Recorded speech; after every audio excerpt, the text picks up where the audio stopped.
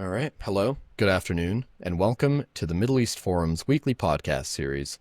My name is Anaf Kalam, and I will be moderating today's discussion.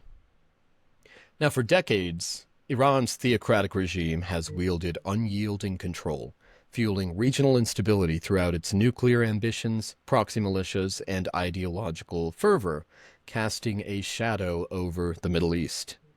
Yet, amid escalating internal protests, economic collapse, and external pressures from Israel's precision strikes on key military targets in 2025, whispers of regime change are growing louder.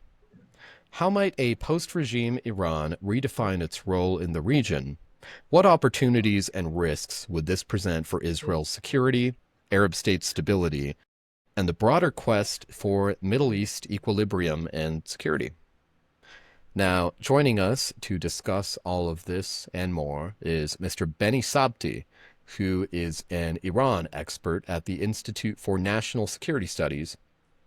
He was born in Iran in the early 70s and raised primarily under the Islamic Revolutionary regime before escaping to Israel later in his life, where he served in the IDF primarily as a researcher in projects relating to Iranian culture and influence on cognition, decision-making, and media, including leading the establishment of the IDF Spokesperson's platforms in Persian.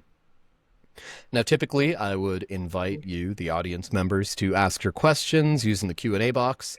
But as this is a pre-recorded episode, we will not be having a Q&A session, so the Q&A box will not be functional during this live stream.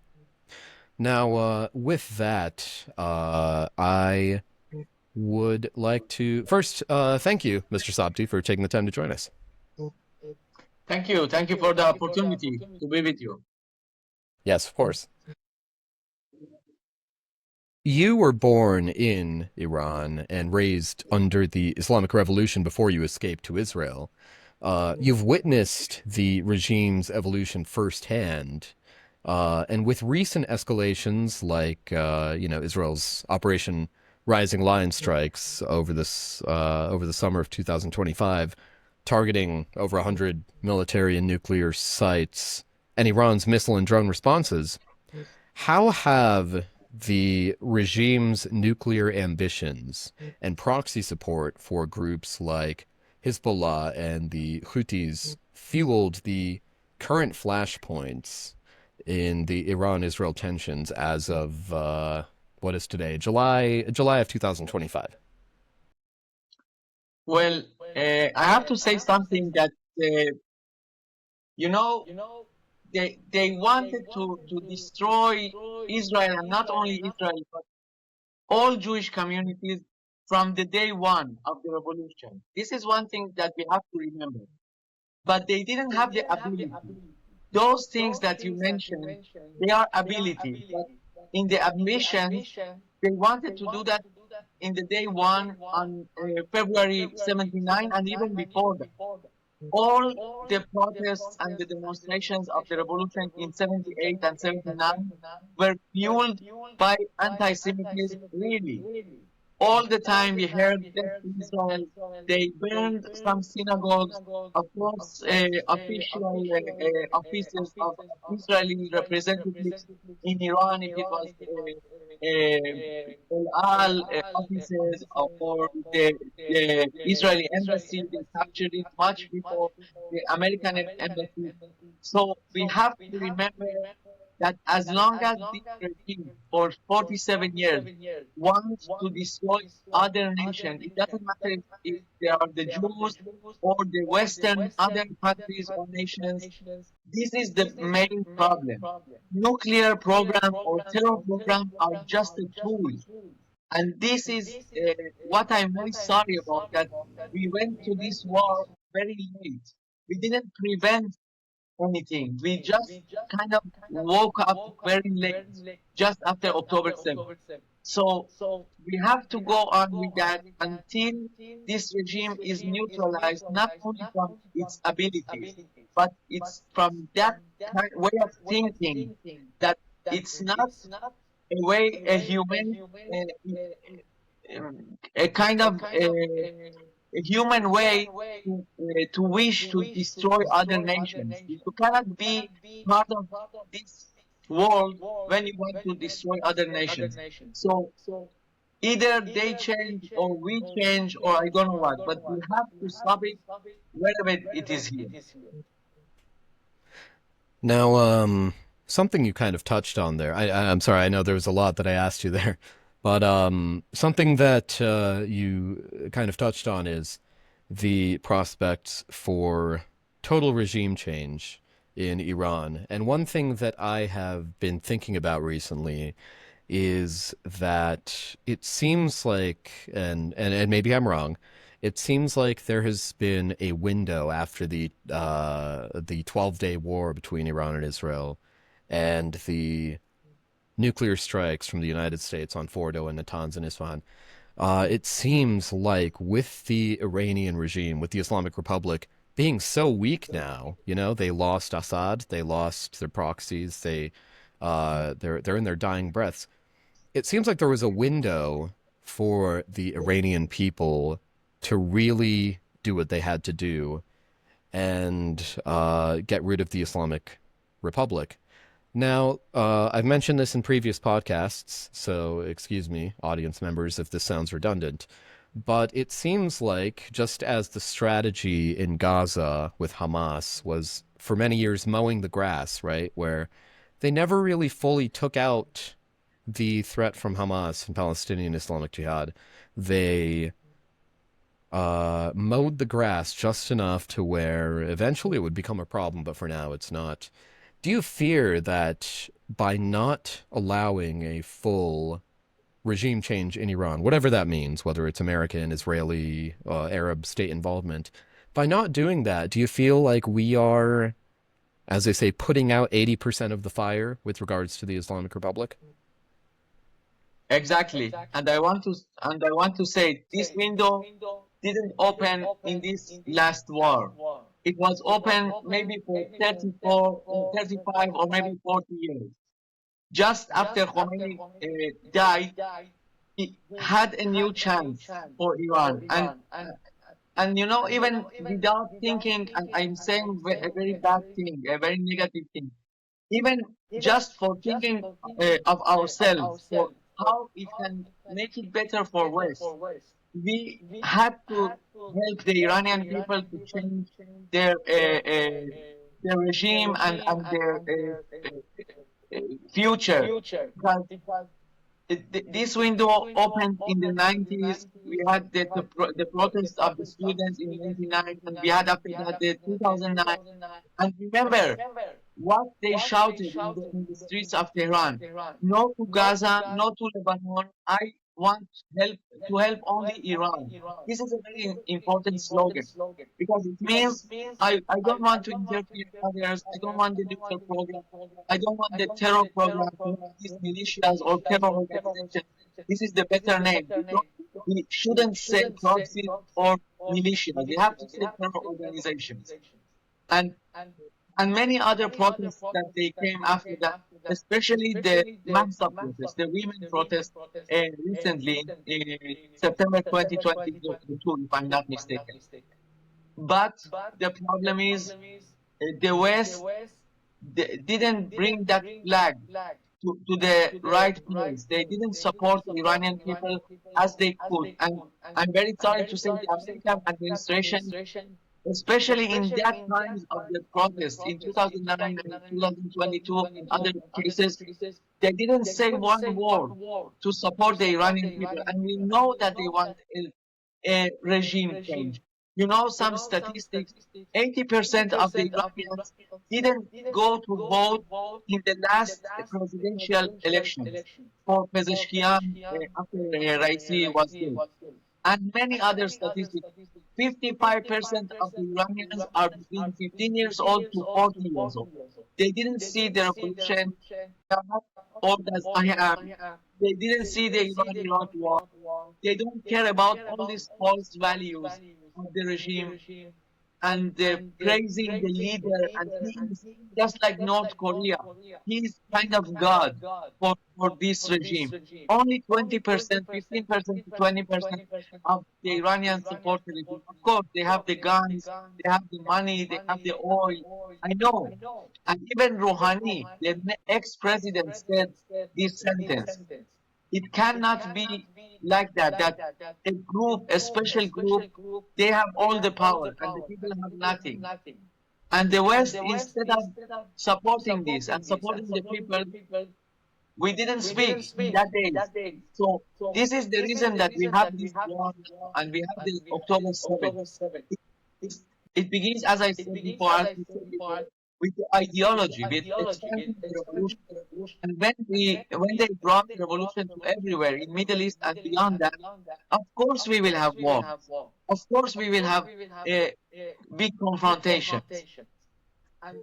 We have to stop them. I'm happy that it happened now, and we have to join hands, the West with Israel and all the modern Arab countries in Middle East. And yes, at least weakening this regime until the people take care of it and take control of their country. We don't want anything in Iran. We don't want to be involved in that. They have to choose their future. So, but we have to help them. Every day they write slogans on the walls, or they shout, or they put it in the social media. We are very thankful that Israel is helping us, or maybe America is helping us. Don't leave the sanctions. They want to suffer, but just to have this surgery and being cured after that, taking this regime out and make it better for all of us. Now, no, I completely agree, and I think you are entirely correct. But what might that look like on the ground for the young? As you mentioned, there's a very large population of very young people in Iran, and some amount of them, you might assume, work for the regime. They might become IRGC or whatever. But by and large, do you think there is a fighting chance for the young people, with or without the support from the United States or the West or from Israel? What is their fighting chance against even a very weak Iranian regime to be able to overthrow it? Actually, I'm very sorry to say, but they don't have any organizations and leadership inside Iran. Yes, there are some opposition figures outside Iran, some of them in US, some of them in Europe. I hope that they have a coalition together. They almost had it after massive protests, but it didn't work. I wish for them to be united, because it also can give hope to the Iranian people inside. Some of them are more supported, some of them are less supported, but it doesn't matter. The moment that Iranian people see unity outside of Iran, they can have hope. But the main thing is about US administration, and in these days also Israel. If we support them in being organized, maybe supplying internet tools and social media, and not letting this regime cut the internet every time that there is a kind of tension in the society. You know, it's very funny, very ridiculous. The Iranian regime comes out and says the people now are united with the regime because of these attacks of Israel, because of the war. How? They didn't bring back the internet yet. How? You are afraid. You are afraid of the people. This is what we don't understand. This is what I'm saying to the Israeli system. And whenever I have the chance to also to the American system, because US, we cannot deny it, has the most power in everything in the whole world. When US supports something, it happens. When US neglects something, it falls. So US has to come in, has to talk to Iranian people. Together with Israel, we can exchange experiences and contribute to each other, and of course contribute to the Iranian people. You know, even practical things for the American people. I was in US in, I think, in January or February, and I was shocked. Every fuel gallon costs $5, around $5. If the Iranian regime and the tension in Middle East are gone, the gallon of fuel can be $2.50, like it was not so many years before, not so many years before, maybe $3. I'm not a politician, and I'm not I don't know so much about economy, but I know that tensions and psychological shocks, they uh, don't do good to the stock market and to economy. If we help the Iranian people, we actually help each other and ourselves and our pockets. So I hope we do that. I'm sorry, yes, I was muted. Thankfully, we are not live, so I can cut this bit out. But no, you make a very good point there because a lot of people, in fact, I think most people, are very focused on the geopolitical and the social and the ethnic and the religion and the sectarian aspects of these. But just like I mean, you're correct. Here in the United States, for people who don't really care about those things, they care about gas prices. And when gas is, as you said, like $5 for a gallon, it's they start to care about these issues, and I think they well should. Um, Now, to kind of jump a little away from what you were just saying, not to jump around too much. I know it's a very big topic. I have an audience question here that was emailed to me by a longtime viewer, and he asks, there was a recent report in which it was outlined that Saddam Hussein had made a deal with the Shah to take out Ayatollah Khomeini, and the Shah refused to do so. And this is maybe a philosophical thought experimenty question here. Maybe you might not be able to answer it, but do you think do you think the Shah should have let Saddam Hussein take out the Ayatollah Khomeini? Uh, Actually, there are many evidences that they prove that it really was there. Saddam asked the king, the Shah, to take out Khomeini.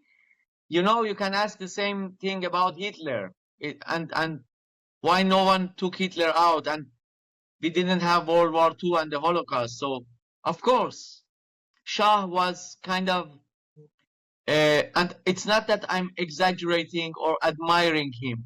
He was kind of merciful, and he really had honor toward Islam and ayatollahs and prophets. So he couldn't do that. He couldn't order such a thing. And this is the only thing that Iran and Iraq in 70s cooperated together to stand against the extremism of the religious establishment. Because also in Iraq, there is a very big Shiite community. Of course, in day by day, they are regular people and calm people, even better than other communities. But Saddam was worried about this extremism that Khomeini brought with him from Iran when he was exiled in the 60s to Iraq. He was afraid of him. So this is the reason that he asked Shah that maybe they can both have a common goal about that. But the Shah didn't agree, and we know the rest. I wish he was agreed, and maybe we haven't this talk now, but it was better world. It was even a better world for us. There is something else that you mentioned. Um, there's something else you mentioned earlier in your remarks about the demographics of the Iranian population and how it's so interesting and how it's so notable that so many of the Iranian population is very young people. Um, the late author Christopher Hitchens had a little point where he described this young generation of Iranians as what he called the baby boomerang.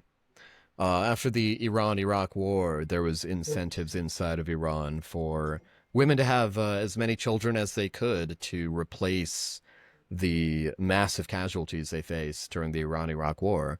And so women were paid to have a lot of children, and those children would only grow up to hate the new Islamic republic that their parents' generation brought in, and thus he called it the baby boomerang.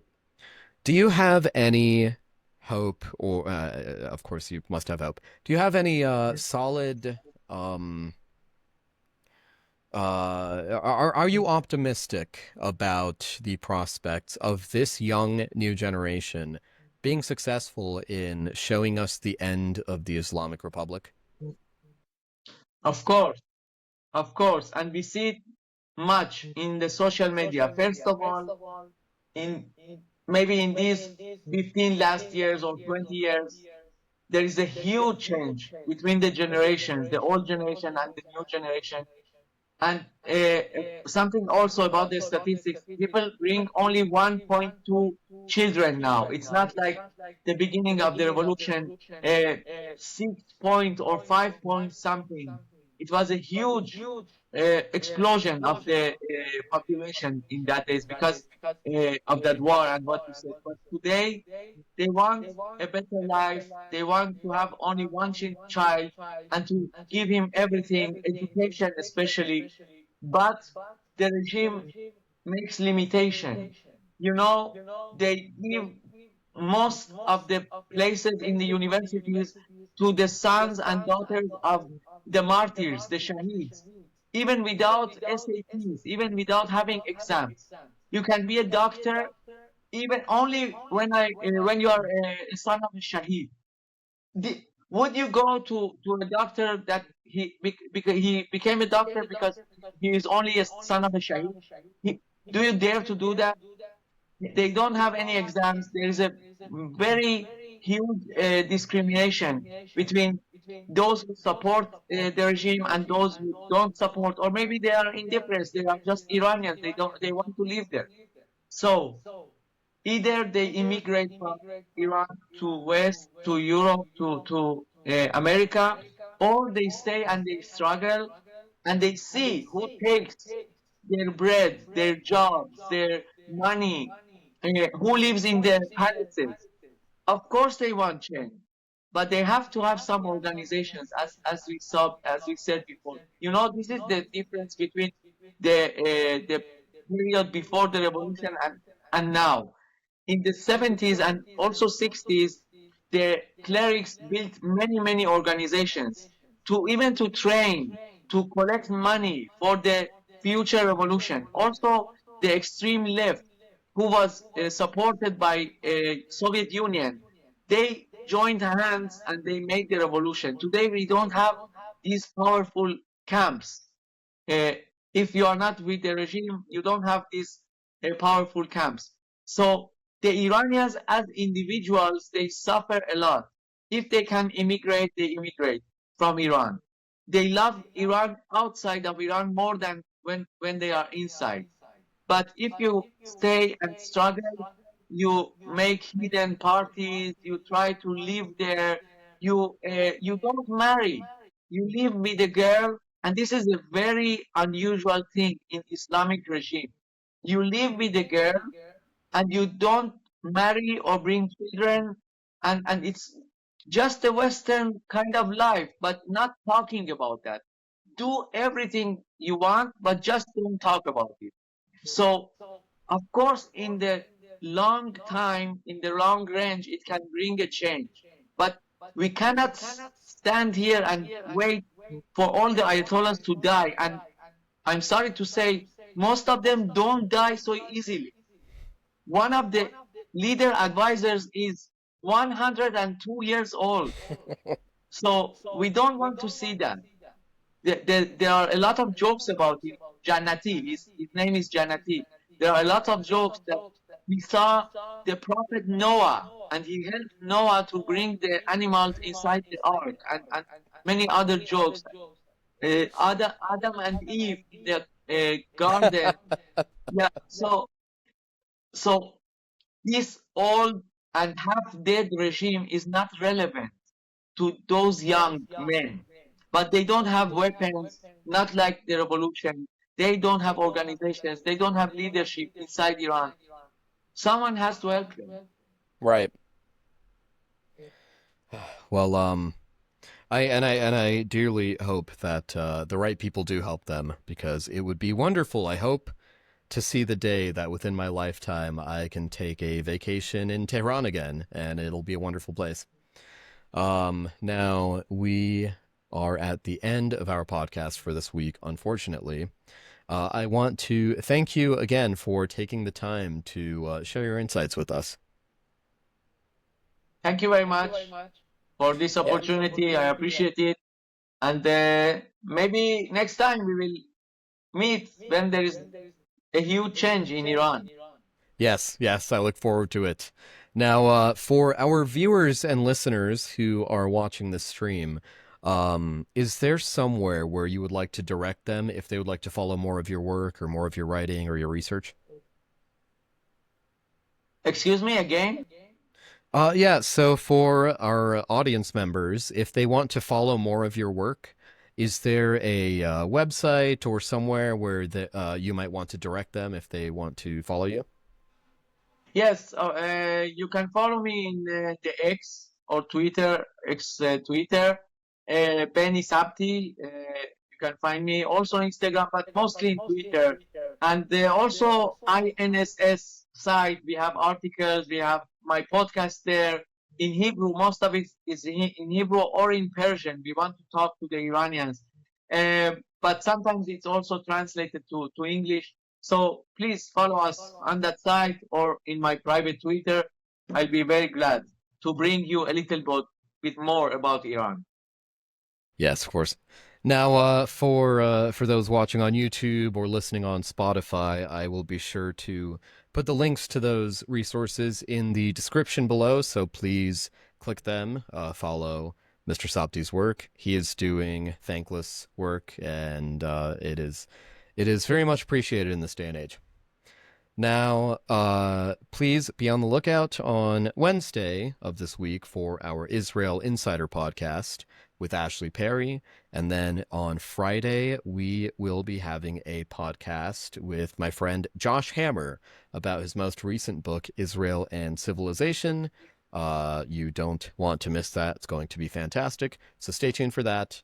As always, I thank you all again for your viewership and your participation, and I hope you have a wonderful day. Thank you.